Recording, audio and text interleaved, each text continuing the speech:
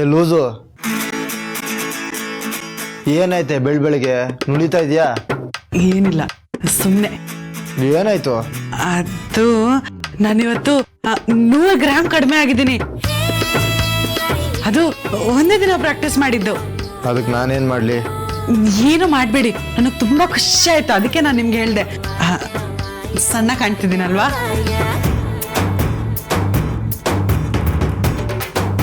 ಸಣ್ಣನಾ ನೀನು? ಕಡಿಮೆ ಆಗಿರೋದು 100 ಗ್ರಾಮ್ ಅಷ್ಟೇ, ಏನು ಡಿಫ್ರೆನ್ಸ್ ಗೊತ್ತಾಗ್ತಿಲ್ಲ. ಸಮುದ್ರದಿಂದ ಒಂದು ಗ್ಲಾಸ್ ನೀರು ತೆಗೆದ್ರೆ ಸಮುದ್ರ ಏನು ಕಡಿಮೆ ಆಗಲ್ಲ. ಇನ್ಮೇಲೆ ನೋಡ್ತಾ ಇರಿ, ಸಣ್ಣ ಆಗ್ತಾ ಇರ್ತೀನಿ, ನನ್ನನ್ನೇ ಗಮನಿಸ್ತಾ ಇರಿ.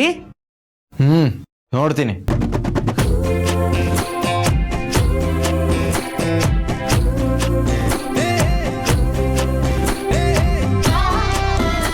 ಜಾಗಿಂಗ್ ಹೋಗಿದ್ದ? ಯಾವ ಖುಷಿಗೆ? ಸುಮ್ಮನೆ. ಟಾರ್ ರೋಡಲ್ಲಿ ಜಾಸ್ತಿ ಓಡಬೇಡ, ಮಂಡಿ ನೋವು ಬರುತ್ತೆ. ಒಂದು ಬಾಟಲ್ ನೀರು, ಒಂದು ಟವಲ್ ಇಟ್ಕೋ. ಜೊತೆಲಿ ಫೋನ್ ಇಟ್ಕೊಂಡು ಹೋಗು. ನೀನು ಓಡಿ ಓಡಿ ಎಲ್ಲ ದಬಾಕೊಂಡ್ರೆ ಯಾರಾದ್ರು ಫೋನ್ ಮಾಡಿ ತಿಳಿಸ್ತಾರೆ. ಹೌದು, ಯಾಕೆ ಜಾಗಿಂಗ್ ಎಲ್ಲ ಸ್ಟಾರ್ಟ್ ಮಾಡ್ಕೊಂಡಿದ್ಯಾ? ಮತ್ತೆ ಕಬಡ್ಡಿ ಆಡಬೇಕು ಅಂತನಾ? ಹಾಗೇನಿಲ್ಲ, ಸುಮ್ಮನೆ. ಒಟ್ಟಿನಲ್ಲಿ ಏನಾದೊಂದು ಮಾಡ್ತಾನೆ ಇರಬೇಕು, ಇಲ್ಲ ಅಂದರೆ ನಿಮ್ಗೆ ಸಮಾಧಾನ ಇಲ್ಲ. ಇದು ನನ್ನ ಸಮಾಧಾನಕ್ಕಲ್ಲ, ನಿಮ್ಮ ಸಮಾಧಾನಕ್ಕೆ. ನೀನು ಜಾಗಿಂಗ್ ಮಾಡಿದ್ರೆ ನನಗೇನು ಸಮಾಧಾನ? ಮುಂದೆ ನಿಮಗೆ ಗೊತ್ತಾಗುತ್ತೆ. ನೀನು ಮಾಡೋ ಕೆಲಸ, ಆಡೋ ಮಾತು ಎರಡೂ ಒಗಟೆ. ಆ ಒಗಟ್ ಹಿಂದೆ ನಿಮ್ಗೆ ತುಂಬ ಇಷ್ಟ ಆಗೋದು ಗೊತ್ತಿದೆ. ಅದೇನು ಅಂತ ನೀನು ಬಾಯ್ಬಿಟ್ಟು ಹೇಳ್ತಾ ಇಲ್ವಲ್ಲ? ನಾನು ಹೇಳೋದಕ್ಕಿಂತ ನಿಮಗೆ ಮಾಡಿ ತೋರಿಸ್ತೀನಿ, ಅವಾಗ ನಿಮ್ಗೆ ಇನ್ನೂ ಖುಷಿ ಆಗುತ್ತೆ. ನಾನು ಪ್ರೋಟೀನ್ ಶೇಕ್ ರೆಡಿ ಮಾಡಿರೋ, ಪ್ರಾಕ್ಟೀಸ್ ಹೋಗ್ಬೇಕು. ಸರಿ.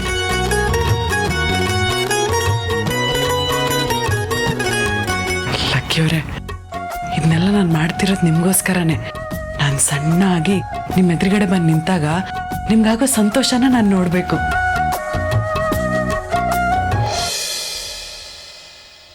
ಆದ್ರೆ ನಾನು ಮೊದಲಿನ ಪ್ರಣತಿ ಅಲ್ಲ.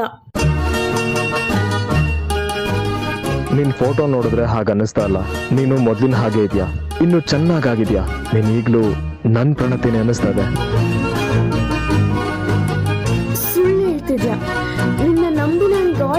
ಮೋಸ ಹೋಗಿದ್ದೀನಿ. ನಾನು ಹೇಗೆ ನೀನು ನಂಬಿಸ್ಲಿ ಹೇಳು ಪ್ರಣತಿ. ನನ್ನ ಎದೆ ಬಗ್ದು ತೋರಿಸ್ಲಾ? ಅಲ್ಲಿ ನೀನೇ ಇರ್ತೀಯ. ನಿನ್ನ ಹೆಸರು ಹೇಳ್ಕೊಂಡು ದೊಡ್ಡ ಬೆಟ್ಟದಿಂದ ಹಾರ್ಲಾ? ಆಮೇಲೆ ನಾನು ಸತ್ತು ಹೋದ್ರೆ ನೀನು ಬೇಜಾರಾಗಬಾರ್ದು.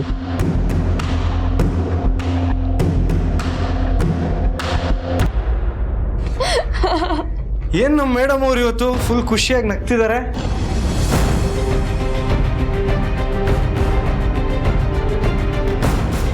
ಯಾಕ್ರಿ ಅಷ್ಟೊಂದು ಸೀರಿಯಸ್ ಆಗೋದ್ರಿ? ನಾನೇನು ಪೊಲೀಸ್ ಥರ ಕಾಣ್ತಿದ್ದೀನ? ಒಳ್ಳೆ ಕಳ್ಳನ ಥರ ಭಯ ಪಡ್ಕೊಂತಿದ್ದೀರಲ್ಲ.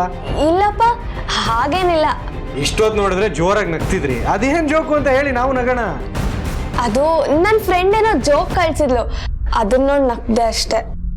ಎಲ್ರು ನಗೋ ಜೋಕಿಗೇನೆ, ಇನ್ನೇನು ಟ್ರಾಜಿಡಿಗೆ ನಗ್ತಾರ? ಅದೇನು ಜೋಕ್ ಅಂತ ಹೇಳಿ ನಾವು ನಗ್ತೀವಿ.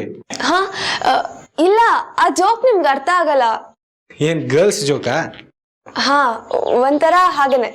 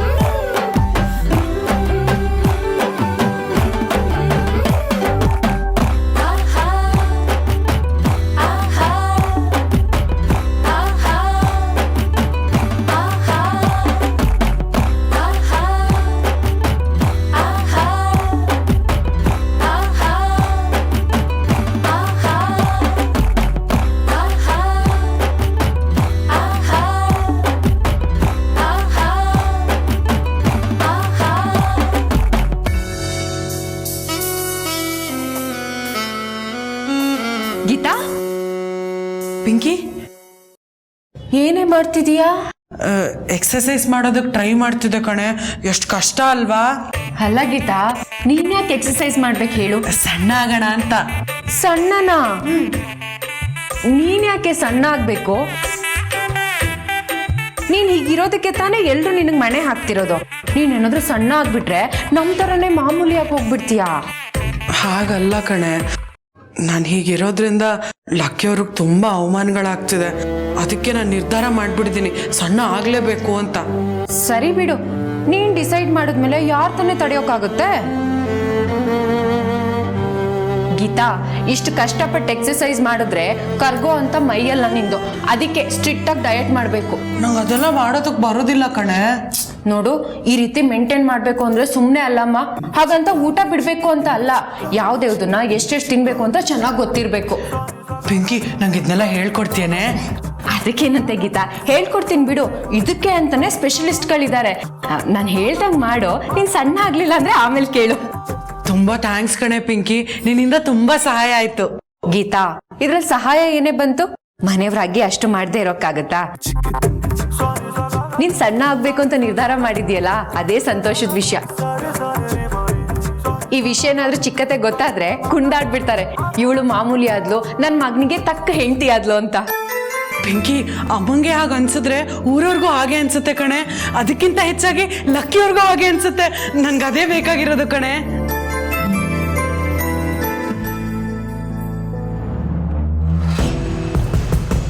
ಓಹ್, ಸಣ್ಣ ಆಗ್ತೀಯಾ?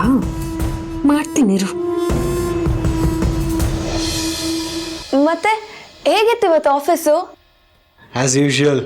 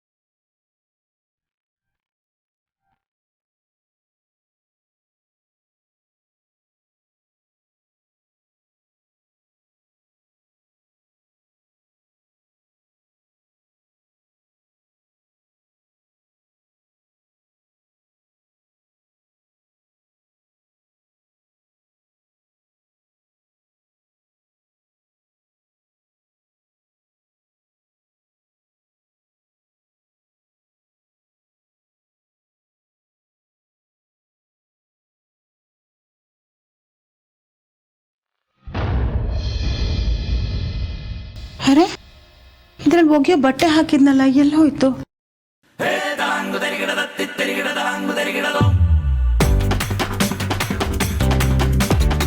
ಎಲ್ಲ ಹೋಯ್ತು?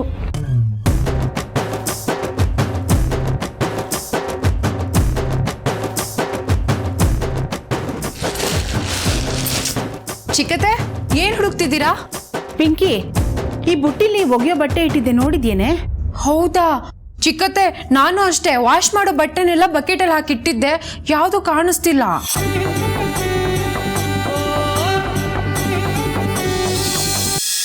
ಅಲ್ವೇ, ಒಗೆಯೋ ಬಟ್ಟೆ ಮನೇಲಿ ಕಾಣಿಸ್ತಿಲ್ಲ ಅಂದ್ರೆ ಅಗಸರು ಬಂದು ಅವ್ರಿಗಷ್ಟು ಅವರೇ ತಗೊಂಡು ಹೋದ್ರೇನೆ?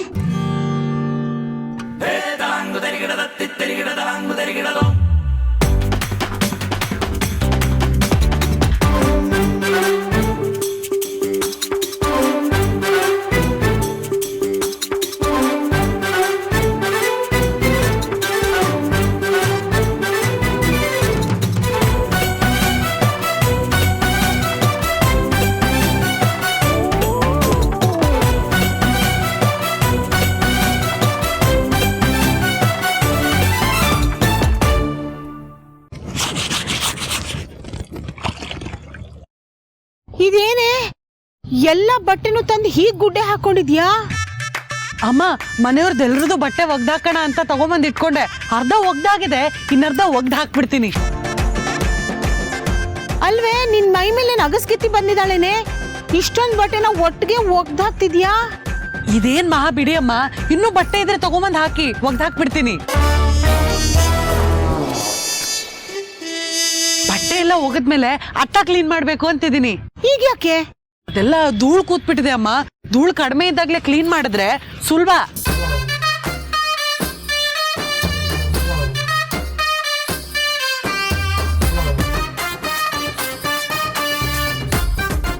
ಪಿಂಕಿ, ಏನಾಗಿದೆಯಾ ಇವಳಿಗೆ? ಇಷ್ಟೊಂದ್ ಬಟ್ಟೆನ ಒಟ್ಟಿಗೆ ಒಗ್ದಾಕ್ತಾ ಇದ್ದಾಳೆ. ಮೈ ಮೇಲೆ ಭೂತ ಗೀತ ಮೆಟ್ಕೊಂಡಿದ್ಯೋ ಹೇಗೆ? ಚಿಕ್ಕತೆ, ಇಷ್ಟೆಲ್ಲ ಮಾಡಿದ್ರೆ ಸಣ್ಣಗಾಗ್ತೀನಿ ಅಂತ. ಆನೆ ದಿಮ್ಮಿ ಹೋದ್ರೆ ಸಣ್ಣಗಾಗುತ್ತೇನೆ, ಇವಳು ಅಷ್ಟೇ, ಎಷ್ಟು ಕೆಲಸ ಮಾಡಿದ್ರು ಸಣ್ಣಗಂತೂ ಆಗಲ್ಲ. ಇಲ್ಲ ಚಿಕ್ಕತೆ, ಸೀರಿಯಸ್ ಆಗಿ ಟ್ರೈ ಮಾಡ್ತಿದ್ದಾಳೆ. ಎಷ್ಟು ಪ್ರಯತ್ನ ಪಟ್ರು ಸಣ್ಣ ಆಗೋ ದೇಹನ ಅದು ವರ್ಷಾನ್ಗಟ್ಲೆ ತುಂಬ್ಕೊಂಡು ಕೂತಿದೆ. ಹೇಳಕ್ಕಾಗಲ್ಲ ಚಿಕ್ಕತೆ, ಅವಳು ಡಯಟ್ ಮಾಡ್ತಿರೋದು, ಈ ಕೆಲಸ ಮಾಡ್ತಿರೋದನ್ನ ನೋಡಿದ್ರೆ ಸಣ್ಣ ಆದ್ರೂ ಆಗ್ಬೋದು. ಏನೂ ಆಗಲ್ಲ, 4 ದಿನ ಹೀಗೆ ಕೆಲಸ ಮಾಡ್ತಾಳೆ, ಆಮೇಲೆ ಸುಸ್ತಾಗಿ ಮೂಲೆಯಲ್ಲಿ ಕೂತ್ಕೋತಾಳೆ ಅಷ್ಟೇ.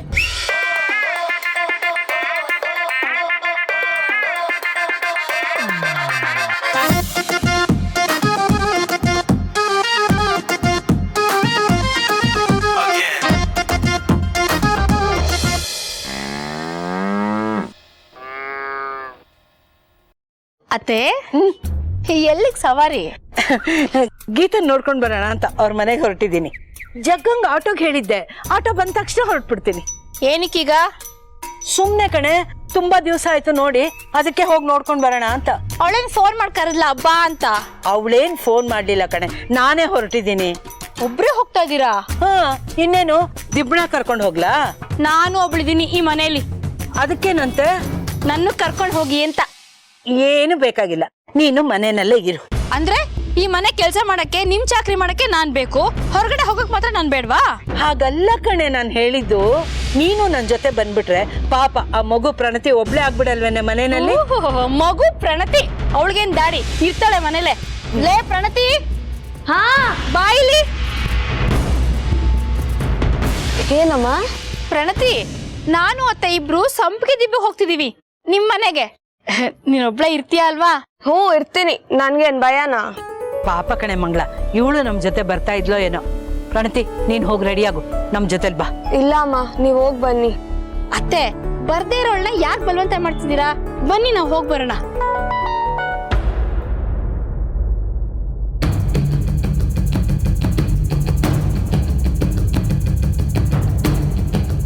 ನೋಡಿದ್ರ ಅತ್ತೆ, 3 ಹೊತ್ತು ಕೈಯಲ್ಲಿ ಫೋನು. ಆ ಫೋನ್ ಇದ್ಬಿಟ್ರೆ ತಿಂಡಿ ಊಟ ಇದ್ಯಾವ್ದು ಬೇಡ ಇವಳಿಗೆ. ಆ ಫೋನೇ ಇವಳು ಲೋಕ ಇಲ್ಲ. ನಾನು ಇವಳಾಯ್ತು, ಆ ಫೋನ್ ಆಯ್ತು. ಓ, ಬನ್ನಿ ಹೋಗೋಣ. ಸರಿ, ಮನೆ ಕಡೆ ಹುಷಾರು. ನಡಿಯೇ. ಹುಷಾರು ಕಣೆ, ಬನ್ನಿ.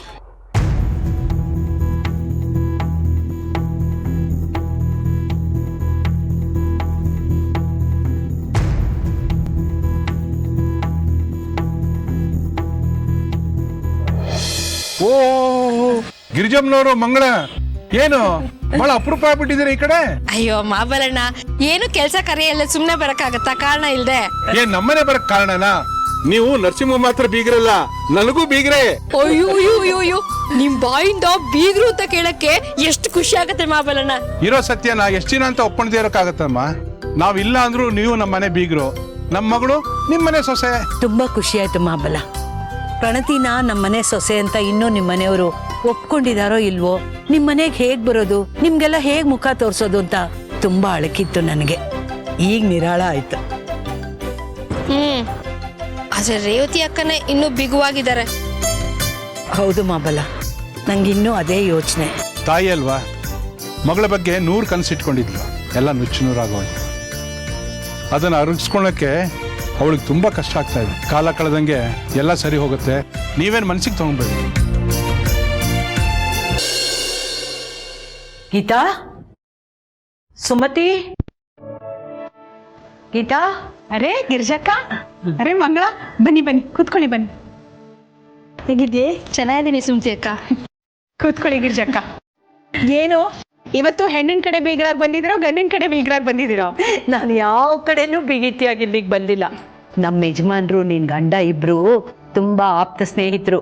ಮದುವೆಗೆ ಮುಂಚೆ ನರಸಿಂಹ ಯಾವಾಗ್ಲೂ ನಮ್ಮನೇಲೇ ಇರ್ತಿದ್ದ. ಅವನು ನನ್ನ ಮೈದ್ನ ಇದ್ದಾಗೆ. ಮದುವೆ ಆದ್ಮೇಲೂ ಅವ್ನು ನಮ್ಮನೇಲಿ ಇದ್ದಾಗ ಎಷ್ಟೋ ಸಾರಿ ನೀನೇ ಕೇಳ್ತಿದ್ದೆ, ನನಗಿಂತ ಚೆನ್ನಾಗಿ ನಿಮ್ಗೆ ನಮ್ಮ ಯಜಮಾನ್ರ ಬಗ್ಗೆ ಗೊತ್ತು ಗಿರ್ಜಕ್ಕ, ಹೇಳಿ ಅಂತ. ಅದೆಲ್ಲ ಮರ್ತ್ಬಿಟ್ಯಾ?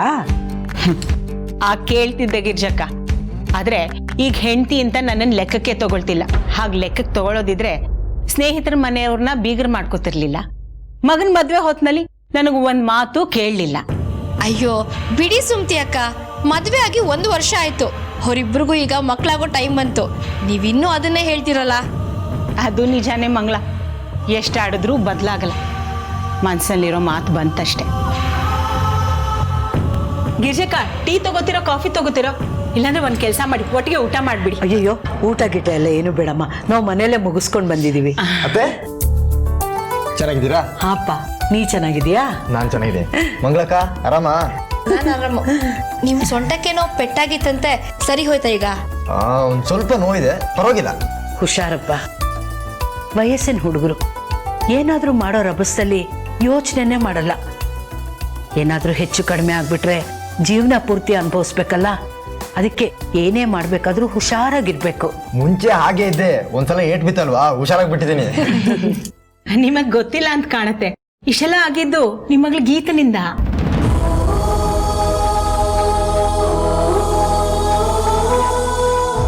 ಹ್ಞೂ ಸುಮತಿ, ದೇವಸ್ಥಾನದಲ್ಲಿ ಏನ್ ನಡೀತು ಅಂತ ನನಗೆ ಗೊತ್ತಾಯ್ತು. ಒಂಚೂರು ಹೆಚ್ಚು ಕಮ್ಮಿ ಆಗಿದ್ದಿದ್ದೀರ ಗಿರ್ಜಕ್ಕ, ಜೀವನ ಪೂರ್ತಿ ಇವನು ವೀಲ್ ಚೇರ್ ಮೇಲೆ ಕಳಿಬೇಕಾಗಿತ್ತು. ಅಯ್ಯೋ ಬಿಡ್ತು ನೀ ಸುಮ್ತಿ ಅಕ್ಕ, ಆ ದೇವ್ರ ದಯೆಯಿಂದ ಹಾಗೆಲ್ಲ ಏನೂ ಆಗಿಲ್ವಲ್ಲ. ದೇವ್ರ ದಯೆ ಅಲ್ಲ ಮಂಗಳಕ್ಕ, ಗೀತನ್ ದಯೆ. ಇವತ್ತು ನಾನು ಓಡಾಡ್ತಿದ್ದೀನಿ ಅಂದ್ರೆ ಅದಕ್ಕೆ ಗೀತನೇ ಕಾರಣ. ಆದ್ರೆ ಆಗಿದ್ದ ಅವಳಿಂದ ಅಲ್ವಾ? ಹೋಗ್ಲಿ ಬಿಡಮ್ಮ, ಅವಳೇ ಸರಿ ಮಾಡಿದ್ಲಲ್ವಾ. ಅತ್ತೆ, ನಾನು ನ್ಯಾಷನಲ್ ಕಬಡ್ಡಿ ಟೀಮ್ಗೆ ಸೆಲೆಕ್ಟ್ ಆಗಿದ್ದೀನಿ. ಹೌದಾ?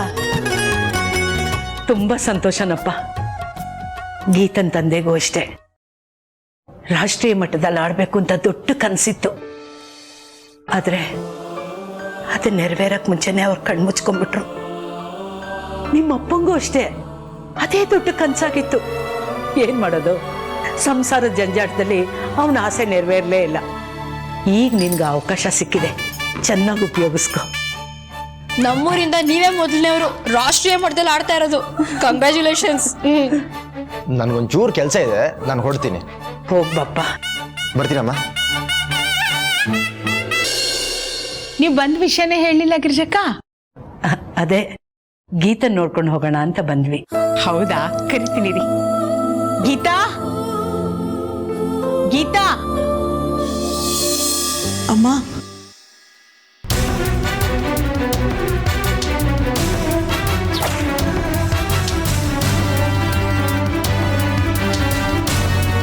ಅಮ್ಮ,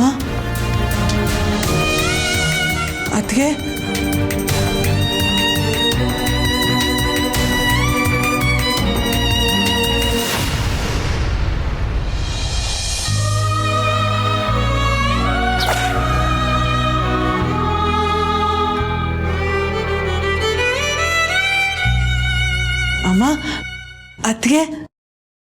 ನೀವೇನಿಲ್ಲಿ?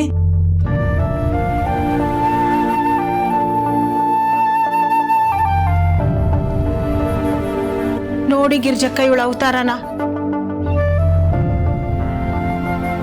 ಯಾರಾದ್ರೂ ನೋಡ್ದವ್ರು ಸೊಸೆನ ಕೆಲ್ಸದವ್ರ ತರ ಇಟ್ಕೊಂಡಿದ್ದಾರೆ ಅಂತ ಅನ್ಕೊಳಲ್ವಾ? ಅತ್ತೆ ಸೊಸೆಗೆ ಎಷ್ಟು ಕಾಟ ಕೊಡ್ತಾಳೆ ಅಂತ ಮಾತಾಡ್ತಾರೆ. ಏನ್ ಮಾಡ್ತಿದ್ಯಮ್ಮ ಅಂತ ಕೆಲ್ಸನ? ಏನಿಲ್ಲಮ್ಮ, ಅಟ್ಟ ಕ್ಲೀನ್ ಮಾಡ್ತಿದ್ದೆ.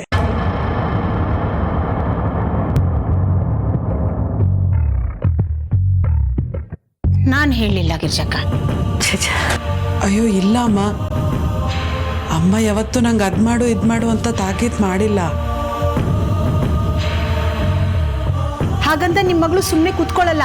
ಮೂಲೆ ಹುಡುಕಿ ಏನಾದ್ರೂ ಒಂದ್ ಕೆಲಸ ಮಾಡ್ತಾನೆ ಇರ್ತಾಳೆ. ಒಟ್ನಲ್ಲಿ ಅವಳಿರೋದ್ರಿಂದ ನನಗ್ ಸಲೀಸು.